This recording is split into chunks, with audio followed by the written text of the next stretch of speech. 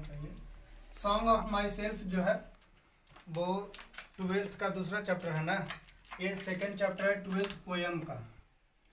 Song of my self जो है वो अमेरिकन पोएट के द्वारा लिखा गया है जिनका नाम है वाल्ट विटमैन नाम है। क्या है? Volt Whitman. वाल्ट विटमैन जो है वो एक अमेरिका का रहने वाले थे। इनका जन्म हुआ था 1819 में हुआ था। कब हुआ था? 1819 में। और मृत्यु हुई 1892 में। कब हुआ? 1892 में। ये अमेरिका का एक वैसा पोएट थे जिनको जीते जी कोई सम्मान नहीं मिला था। यानी देखिए जैसे आपके बुक में जो है वो दिया हुआ है, जैसे कहता है कि Walt Whitman was born on 1819। Walt Whitman का जन्म कब हुआ था? 1819 में हुआ था। And died in 1892। और डेट कब किए थे? 1892 में किए थे। कहता है कि Walt Whitman the people of poets. Walt Whitman जो है तो क्या है? लोगों का कवि है। कैसा कवि है? लोगों का। यानी ये जो भी लिखते थे वो लोगों के बारे में लिखते थे या खुद के स्वयं के बारे में लिखते थे। यानी ये अपने ऊपर सारा कहानियां जो है वो लिखा करते थे। कहता है कि Walt Whitman is perhaps the most individualistic literature figure that America has ever produced. कहता है कि वाल्टर विटमैन एक वैसे कवि थे जिनको अमेरिका ने एक वैसे रूप में पैदा किए जो एक क्या थे? एक महान थे। और उनको महानता की उपाधि मिला आफ्टर हिज डेथ। यानी उसके मरने के बाद जो है महानता का क्या मिला? उपाधि मिला। ठीक है। फिर आगे कहता है कि he began working as a carpenter before his 12th birthday. Before his 12th birthday मतलब बिफोर हिज 12th बर्थडे मतलब क्या हुआ? यानी 12वें बर्थडे जन्मदिन के समय ये जो है वो क्या करने लगे थे? कारपेंटर के रूप में काम करने लगे थे। क्या चीज के रूप में काम करने लगे थे? कारपेंटर यानी बढ़ई के रूप में वो काम करने लगे थे। कौन काम करने लगे थे? Walter Whitman. ठीक है। He also work as printer, teacher and editor and was volunteer nurse during the civil war of America. लिखा हुआ नहीं है लेकिन अमेरिका के हैं, तो वो अमेरिका के ही सिविल वॉर में जब हुआ था, वहाँ सिविल वॉर हुआ था, तब वो एक वॉलंटियर नर्स मतलब कि वो मुख्य रूप से वो नर्स नहीं थे, बस जब वार हुआ था तो घायल लोगों को ये हॉस्पिटल पहुंचाने का काम, एम्बुलेंस वगैरह में डालने का काम किए। ठीक है। एक इसके बाद एक कारपेंटर के बाद ये प्रिंटर का भी काम किए। प्रिंटर मतलब कि जो छापने वाला प्रिंटिंग प्रेस में होता है ना, व्यक्ति जो छापता है उसका, या तो एडिटर में जैसे न्यूज़पेपर वगैरह का जो एडिटर होता है, कोई का एक लिखता है एडिटर होता है ना, पत्रकार जिसको बोलते हैं, पत्रकार एडिटर के रूप में भी ये काम किए। फिर ये टीचर का भी काम किए और वॉलंटियर सिविल वर्क के भी काम किए। कहता Whitman poetry all of which is collected in lips of grass. Lips of grass नामक एक क्या है? एक बुक है। ठीक है। इस बुक में, इस पुस्तक में वाल्ट विटमैन का ठीक है, वाल्ट विटमैन का पूरा जो है वो स्टोरी है। पूरा स्टोरी नहीं, कहानी है। तो पूरा कहानी जो है इस किताब में आपको मिल जाएगा। किताब का नाम क्या है? लिप्स ऑफ ग्रास नाम है। ठीक है। यानी अगर विटमैन का आपको पूरा कविता पढ़ना है तो आप कहाँ पढ़िए? लिप्स ऑफ ग्रास में पढ़िए। यहाँ इनकी सारी कविताएं जो है वो आपको प्राप्त होगा। ठीक है। आगे कहता है कि is known for its free rhythms and lack of rhyme. ये जो इनकी जो कविताएं होती थी उसमें राइम्स नहीं होता था। क्या नहीं होता था? राइम्स नहीं होता था। और न ही रिदम होता था। क्या नहीं होता था? रिदम भी इसमें नहीं होता था। रिदम नहीं होता था मतलब कि इनकी जो कविताएं थी, ठीक है, जितने भी कविताएं थे, इनकी जितने भी कविताएं थे वो सब रिदम लेस था। रिदम क्या बोलते हैं? तुकलक जिसको बोलते हैं, तुकलक। तो तुकलक कौन होता है? जैसे मान लो कि ये कहाँ कविता है, ठीक है, कविता है, कविता के पहला लाइन और ये दूसरा लाइन है, तो पहला लाइन के लास्ट वर्ड और दूसरा लाइन के लास्ट वर्ड, ये दोनों जब मिलता है तो उसको हम लोग क्या बोलते हैं? रिदम बोलते हैं। राइम्स बोलते हैं। जैसे आप लोग बचपन में पढ़े होंगे, twinkle twinkle little star how I wonder what you are. तो स्टार और आर आया कि नहीं, दोनों तुक मिला, स्टार और आर दोनों का लास्टिंग वर्ड क्या है, स्टार और आर का लास्टिंग वर्ड जो है दोनों क्या है, तुक मिलता है, दोनों एक दूसरे से क्या करता है, मिलता है। तो वैसे को हम लोग क्या बोलते हैं, रिदम वर्ड। लेकिन वाल्ट विटमैन का सारा जो कहानियां कविताएं थी वो सब रिदम लेस था, यानी उनका ऐसा तुक मिलता नहीं था, यानी इनकी तुक नहीं मिलता था, यानी इनकी जितनी भी कविताएं थी वो सब को समझने के लिए थोड़ा ज़्यादा पढ़ने की आवश्यकता होती थी, ज़्यादा वर्ड पावर की आवश्यकता होना पड़ता था। क्यों? क्योंकि हम लोग कविता जो है वो सब चाहते हैं। जैसे बचपन में टिंकल टिंकल लिटिल स्टार क्यों जल्दी याद हो जाता था, क्योंकि स्टार आर दोनों जो है एक दूसरे से क्या मिलते रहता था, तुक मिलता था। ठीक है, दोनों एक दूसरे से मिलता था, भावार्थ मिलता था। ठीक है, तो इसलिए उसको हम लोग जल्दी याद कर लेते थे। आगे कहता है कि Whitman first published in at his on expense is 1855। कहता है कि विटमैन जो थे, यानी वाल्ट विटमैन कवि जो थे, वो अपना कविताएं जो होते थे, जितना भी उनकी कविताएं थे, वो सबसे पहले 1855 में वो अपना कविता को पब्लिश करवाए थे, प्रकाशित करवाए थे। वो भी प्रकाशित करवाए थे, वो अपने खर्चा से प्रकाशित करवाए थे। यानी जैसे मान लो कि एक होता है, हम लोग के क्या होता है, हम लोग को पढ़ने के लिए फी मिलता है, आप लोग को पढ़ने के लिए पापा मम्मी जो भी है वो फी देते होंगे, भैया भाजी जो भी देते होंगे सब फी देते होंगे। अब वो फी देते होंगे, ओरा में से कुछ खर्चा मिलता होगा, मान लो कि वो खर्चा जो मिला आप बचा के रखे हुए हैं, तो ये तो जॉब करते थे ना, काम करते थे, तो इनका तो खुद का पैसा होते थे, यानी कि इनको कोई प्रकाशित करने वाला कोई प्रकाशन नहीं मिला था। जैसे बढ़िया जो कवि होते हैं या लेखक जो होते हैं उनको प्रकाशन मिलता है, वो प्रकाशन जो है उनकी कविता या कहानी जो भी रहता है उसको पढ़ करके क्या करता है, पढ़ करके वो पढ़ता है, उसके बाद जो है वो अच्छा लगता है तो उसको अपना पैसा से प्रकाशित करवाता है। लेकिन ये क्या किए, इनका लोग कहानियां कविता पढ़वे नहीं करते थे। लोग कहते थे कि जिनमें रिदम ही नहीं है तो उस कहानियां में दम क्या होगा, वो कहानियां जो अश्लील कहानियां होंगी, कविताएं जो होगी वो कैसा होंगे, अश्लील, यानी भद्दा होगा, अश्लील गंदा नहीं, भद्दा जो होता है, जो बेकार का कविताएं होगा, इस वजह से लोग इनको नहीं पढ़ते थे। तो ये सबसे पहले अपना प्रकाशन बुक का करवाए थे, कब, 1855 में, वो भी अपने खर्च पे। ठीक है, कहता है कि however the free form of the poems and the joyful dedication to the importance of the individual were not well received at first। कहता है कि क्या कहता है कि आगे कहता है कि इनकी जो कविताएं, यद्यपि लोगों को कविता जो है वो पढ़ने के लिए फ्री में भी मिल गया, ठीक है, इनकी जो फ्री में भी मिलता है तो लोगों इनका कहानियां को पसंद नहीं करते थे, कविताओं को पसंद नहीं करते थे।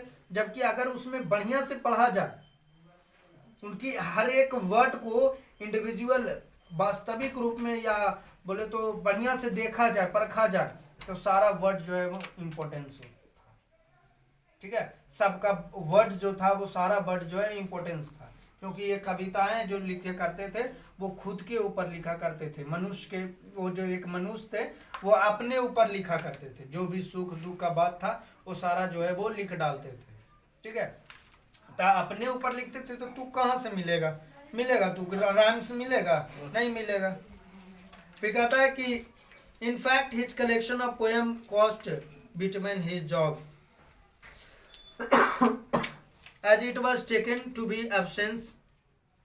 कहता है कि लोग इनकी कविताओं को अश्लील बताएं, गंदा बताएं, इस वजह से इनकी जॉब से भी हाथ धोना पड़ा था। क्या धोना पड़ा था, जॉब से भी हाथ धोना पड़ा था। क्योंकि मान लीजिए आप कहीं पे काम करते हैं, आप कुछ एक्स्ट्रा काम किए, उसके लिए आपको बदनामी हो गया, बदनामी होगा तो वहाँ का जो ऑफिस का बॉस होगा वो तो आपको धक्का मार के निकाल देगा, निकालेगा कि नहीं, क्यों निकालेगा, क्योंकि आपकी जो काम किए हैं आप, जो वो क्या किए हैं, गंदा काम किए हैं। यदि आप उसके ऑफिस में रहते हैं तो वो भी क्या हो जाएगा, वो भी तो बदनाम होगा ना। इस वजह से इनको जॉब से क्या कर दिया गया, निकाल दिया गया। In 1881, after many editions, Lips of Grass finally found a publisher willing to print it unconcerned। कहता है कि 1881 में काफ़ी ज़्यादा प्रकाशित इनकी अपने पैसे से प्रकाशित करने के बाद लिप्स ऑफ ग्रास का पर एक प्रकाशन मिला जो इनकी कविताओं को प्रकाशित करने के लिए क्या हुआ, तैयार हो गया। ठीक है, बहुत एडिशन अपने खर्चा पे किए।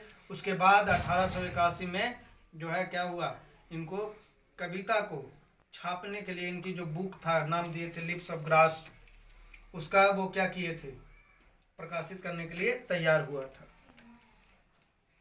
Translation of this collection are enthusiastically received in Europe but Whitman remained relative and present in America।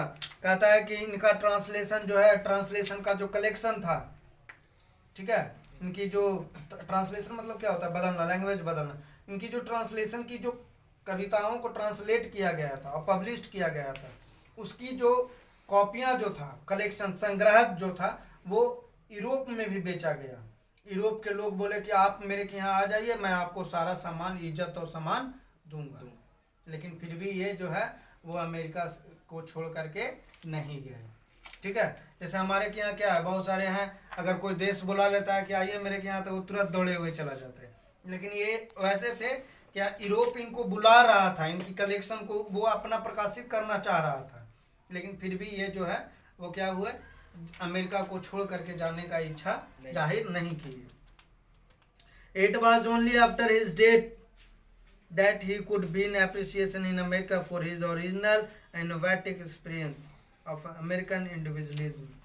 कहता है कि केवल इनको मरने के बाद ही अमेरिका के लोग जो थे इनकी कविताओं को समझे, पढ़े और वहाँ इनको इज्जत और सम्मान मिला। अमेरिकन सरकार ने इनको इज्जत और सम्मान कब दिए, इनको मरने के बाद दिए। ठीक है, वहाँ के गवर्नमेंट जो है वो पढ़ा, वो जाना, उसके बारे में देखा कि नहीं, सारा ही जो बातें लिखा हुआ वो सब क्या है, सत्य, तो इज्जत दिया होगा। कहता है कि his important work include lips of grass 1855 and dream tops है, क्या है, ड्रम टैप्स है 1866। ये दोनों को मिला करके जो है ना, लिप्स ऑफ ग्रास जो उनकी बुक था जो 1855 में, और 1866 में ड्रम टैप्स जो था, ये दोनों को क्या किया, एक अच्छे पोस्ट मिला, एक अच्छा कविता बताया गया अमेरिकन सरकार के द्वारा, और फिर क्या किया गया, उनको इज्जत और सम्मान और पुरस्कृत किया गया। ठीक है, बोलो यहाँ तक कोई दिक्कत है? नहीं तो आगे हम लोग पढ़ते हैं। मेन कविता है जिसका नाम है क्या है, सॉन्ग ऑफ माई सेल्फ, यानी खुद का गीत, खुद का गाया हुआ गीत, या तो खुद पे गाया हुआ गीत, यानी स्वयं अपने ऊपर वो गाते थे। ठीक है, वो सब अपने ऊपर गाते थे। कहता है कि I celebrate my self and Singh my self, यानी मैं अपना खुद से जो है वो सेलिब्रेट करता हूँ, अपने आप में सेलिब्रेट करता हूँ। जैसे हम लोग फेस्टिवल सेलिब्रेट करते हैं, ना, फेस्टिवल सेलिब्रेट करते हैं तो सबके साथ मिलते हैं, सबके साथ मिल करके गाना गाते हैं, फिर पटाखे जो हैं वो छोड़ते हैं, कोई भी मतलब अगर त्यौहार मनाते हैं तो ये कहते हैं कि मैं स्वयं में सेलिब्रेट करता हूँ खुद का, और खुद का मैं गीत गाता हूँ, खुद के ऊपर गीत गाता हूँ। And what I assume you shall assume, और मेरे मन में जो विचार चलता है वही विचार आपके मन में भी चलता है। यानी ये बोलते हैं कविता के माध्यम से लोगों को कहना चाहते हैं, लोगों से कहना चाहते हैं कि जिस प्रकार से मैं सेलिब्रेट, अपने आप में खुशियां सेलिब्रेट करता हूं, अपने आप में गीत गाता हूं, आपके मन में भी वैसा होता हो। यानी कि जैसा मैं महसूस करता हूं, मेरे दिमाग में जो बात आती है वही आपके दिमाग में भी क्या होता है, बात आती है। जैसे आप लोग बायो में पढ़े होंगे कि दिमाग, हमारा बॉडी जो है वो 5 तत्वों से बना हुआ है। ये हमको नहीं पता कौन कौन तत्व है, लेकिन 5 तत्वों से हमारा सबका बॉडी जो है वो बना हुआ है। तो कहीं ना कहीं कोई ना कोई एक जैसा सोच होगा, किसी से रिलेटेड सोच होगा, वहाँ पे नहीं, बाधे में सोच आए, तो आया कि नहीं। तो यही कवि कहना चाहते हैं, विटमैन कहना चाहते हैं कि कविता जो मैं सोचता हूँ वही आप भी सोचते हैं। ठीक है, for every atom belonging to me as good belong to you. कहता है कि हमारे ये जो बताए कि 5 तत्वों से हमारा बॉडी बना हुआ है, तो जितने परमाणु हमारे शरीर में है उतना ही परमाणु कितने आपके शरीर में भी होगा। यानी जितना हमसे बिलोंग रखता है, प्रत्येक कोई कैसे बिलोंग रखता है, उसी प्रकार से आप लोग भी किसी से न किसी से बिलोंग करते होंगे, कहीं से न कहीं से बिलोंग करते होंगे, और कहीं ना कहीं हमारे जैसे ही आप सोचते होंगे। ठीक है, आगे कहता है कि I love and invite my soul. कहता है कि मैं क्या करता हूँ, अपने हृदय को खुद जो है वो इनवाइट करता हूँ। ठीक है, या खुद जो है वो इधर उधर भटकता हूँ, मन को इधर उधर भटकाता हूँ। जैसे मन क्या होता है, इधर उधर भटकता है। मन जो है ना वो बहुत गंदा चीज है मन। ठीक है, मन बहुत गंदा चीज है, वो खुद इधर उधर भटकता है, भटकते रहता है। ठीक है, तो भटकते रहता है तो हमारा मन भी इधर उधर भटकता है, मेरा मन भी है जो इधर उधर भटकता है। ठीक, उसी प्रकार आपका भी मन होगा जो इधर उधर भटकता होगा। ठीक है, I lean and look at my ease observing spear of summer grass. घास देखे हैं, घास देखे हैं ना, एकदम हरा भरा घास आप फील्ड में देखे होंगे। तो घास ऐसे ऐसे रहता है, घास ऐसे रहता है, ऐसे ये घास फील्ड में रहता है ना, ऐसे कैसे लिखेंगे, ये घास रहता है। ठीक है, ये घास जो है, अब घास की ऊपरी ऐसे जो है वो एकदम पतला पतला नुकीला टाइप के निकला हुआ रहता है, पता है, देखे हैं घास ना, ऐसे नुकीला नियन घटे। तो ये क्या करता है, गड़ता है हम लोग को। ले लेना, चलने में क्या होता है, दौड़ता है।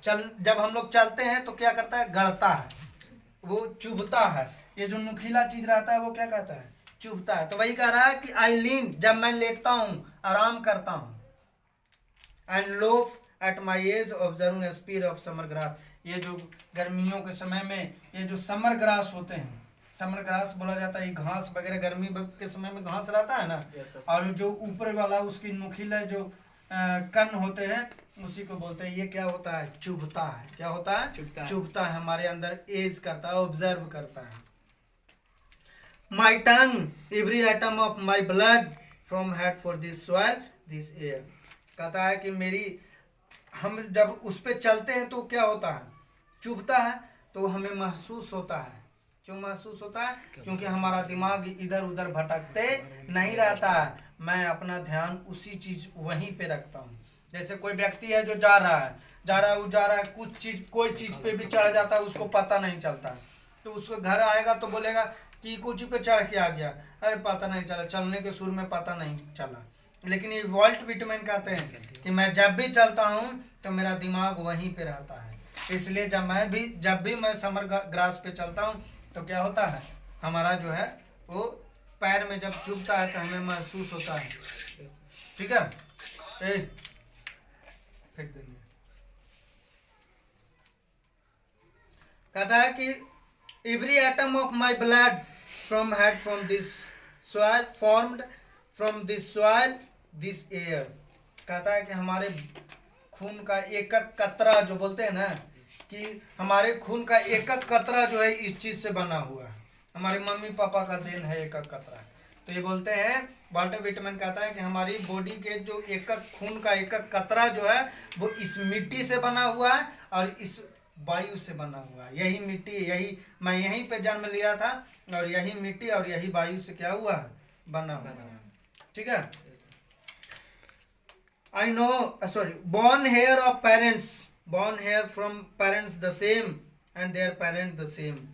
कहता है कि हम लोग अपने माता पिता से जन्म लेते हैं और हमारे माता पिता जो हैं वो अपने माता पिता से जन्म लेते हैं और उनके माता पिता जो हैं वो अपने माता पिता से जन्म लेते हैं और वो जो माता पिता हैं वो भी अपने माता पिता से जन्म। यानी कुल मिलाकर कहना ये है कि हम लोग जितने भी प्राणी हैं वो सबका माता पिता एक होता है। यानी भगवान क्या होते हैं, एक होते हैं। हम जन्म लिए अपने माता पिता से, हमारे माता पिता भी तो किसी का बच्चे होंगे और उनके माता पिता जो है वो भी तो किन्हीं का बच्चे होंगे। वैसा ही अगर हम लोग अंत तक जाते हैं या ऊपर तक जाते हैं तो हम क्या देखेंगे कि हर कोई जो है एक दूसरे का माता पिता होता है। ठीक है, तो ये बोल रहा है, क्या बोले कि बॉर्न हेयर ऑफ पेरेंट्स, यानी हम लोग जन्म लिए क्या चीज में, एक माता पिता से जन्म लिए हमारे माता पिता सेम अपने माता पिता से जन्म लिए होंगे, और लिए होंगे क्या, लेते भी हैं, और वो अपने माता पिता से ऐसे ऐसे पीढ़ी दर पीढ़ी अगर हम लोग ऊपर तक जाते हैं तो सब जो है एक दूसरे कोई एक क्रीचर से जन्म लिया होगा, कोई एक प्राणी से ही जन्म लिया होगा। यानी अगर हम जोड़ते जाए तो सब हमारे रिश्तेदार हो जाएंगे। क्या हो जाएंगे? रिश्तेदार। Hoping to cease not till death, कहता है sorry, I now 37 years old is perfect health begin. कहता है अभी वाल्ट व्हिटमैन कहते हैं कि मैं अभी 37 का हूँ। कितने साल का हूँ? 37 का हूँ, फिर भी मेरे पास एनर्जी अभी बरकरार है, एकदम नौजवान वाली एनर्जी है मेरे पास। ठीक है, यानी मैं अभी उस एज में जा कर के भी एक परफेक्ट मैन हूँ, एक अच्छी शुरुआत कर सकते हैं। ठीक है, hoping to cease not till death, और मैं ऐसा आशा रखता हूँ कि मेरी जो एनर्जी है वो मरते दम तक खत्म होने वाला नहीं है। ठीक है, ऐसा मैं आशा, हर कोई का रहता है कि मैं मरूँ तो सुकून से मरूँ, बढ़िया से। ठीक है, मौत भी आए तो क्या क्या चीज़ से आए? बढ़िया से आए। ठीक है, क्रीड्स एंड स्कूल्स इन अवेंस, कहता है कि लोग क्या करते हैं? क्रीड्स करते हैं, यानी कि अलग अलग जाति का होते हैं, अलग अलग समुदाय के होते हैं। ठीक है, लेकिन कुछ भी होते हैं वो सब तो एक ही सोच विचार कर रहते हैं ना। अब हम लोग बोलते हैं वो हिंदू है, मुस्लिम है, ये है, वो है, सब जाति बोलते हैं, लेकिन है तो वो एक ही प्रजाति का, एक ही सोच के आदमी है। वो भी आदमी है, आप भी आदमी है, दोनों का सोच तो एक ही जैसा रहेगा। ये कहो कि तुम पहले सोच लिए, वो बाद में सोच लिया, या तो वो पहले सोच लिया, आप बाद में सोचे, है तो सब एक ही प्रजाति का ना, है तो मनुष्य प्रजाति का ही सब। Retiring back a while sufficed at what they are but never forgotten, कहता है कि मैं यहाँ वहाँ जबकि भटकता हूँ, और ये ज़्यादा होता है, यहाँ वहाँ जाना क्या होता है? ज़्यादा होता है, लेकिन फिर भी हम लोग क्या है? सफिशिएंट है, एक है। ठीक है, मतलब हम लोग कभी भूलते नहीं हैं, अपनी ज़िंदगी को कभी भूलते नहीं हैं, टिल द डेथ तक, मरते दम। आई हार्बर ऑफ गुड और bad, I permit to speak at every hazard, कहता है कि क्या कहता है कि मैं विश्वास करता हूँ, या हर का मन में विश्वास आता है, या तो महसूस होता है कि लोग या तो अच्छे होते हैं या तो क्या होते हैं? बुरे होते हैं। ठीक है, लोग हम लोग क्या सोचते हैं? अगर किसी को देखे तो वो सीधा साधा जा रहा है तो हम लोग क्या कहते हैं? नहीं, अच्छा आदमी है। अगर वो लहरिया कट मारते जा रहा है तो समझो कि वो आदमी क्या है? खराब है। लेकिन ये डिसाइड करने वाले हम लोग होते कौन है? कोई नहीं ना, तो यही कभी कहते हैं। ठीक है, I permit to speak at every hazard, मैं हर जगह जो हूँ बोलने के लिए स्वतंत्र हूँ। परमिट मतलब क्या होता है? स्वतंत्र मिला हुआ रहता है। ठीक है, चाहे वो क्या हो, खतरे में हो, डेंजर में हो, यानी हजार्ड मतलब क्या होता है? डेंजर, खतरे में हो, या तो किसी और परिस्थिति में हो, किसी भी परिस्थिति में मैं बोलने के लिए कहीं पे भी क्या हूँ? स्वतंत्र है, मुझे परमिट मिला हुआ है। Nature without check with original energy, कहता है कि जैसे प्रकृति में क्या होता है? ओरिजिनल एनर्जी होता है, उसके पास अपना एनर्जी होता है, उसी प्रकार हर व्यक्ति के पास खुद का एनर्जी होता है, वो अपना काम स्वयं कर सकते हैं। ठीक है, वो अपने अब लोग अगर अपने मन को स्वच्छ रखते हैं तो लोग अपने आप में भी कुछ काम कर सकते हैं, वो अपने आप में भी हीरो है। ठीक है, हम लोग मानते हैं कि वो हीरो है, ये हीरो है, लेकिन ये अपने आप में भी क्या होते हैं? हीरो होते हैं लोग अपने आप में। जैसे व्हिटमैन जो है वाल्ट व्हिटमैन, ये तो कभी गाना गाए, खुद पे गीत गाए, तो ये अपने आप को ऐसा समझे तब ना। यदि हम लोग सब अपने आप पे समझे लगे कि नहीं I am the best, then I am the best. अगर मैं सोचूंगा नहीं मैं सही हूँ तो मैं सही हूँ, अगला आदमी क्या कहेगा क्या नहीं कहेगा उससे मतलब नहीं है। If you think I am the best then I am the best. अभी तुम सोचते हो कि मैं अच्छा हूँ तो अच्छा, पोस्ट कर दो।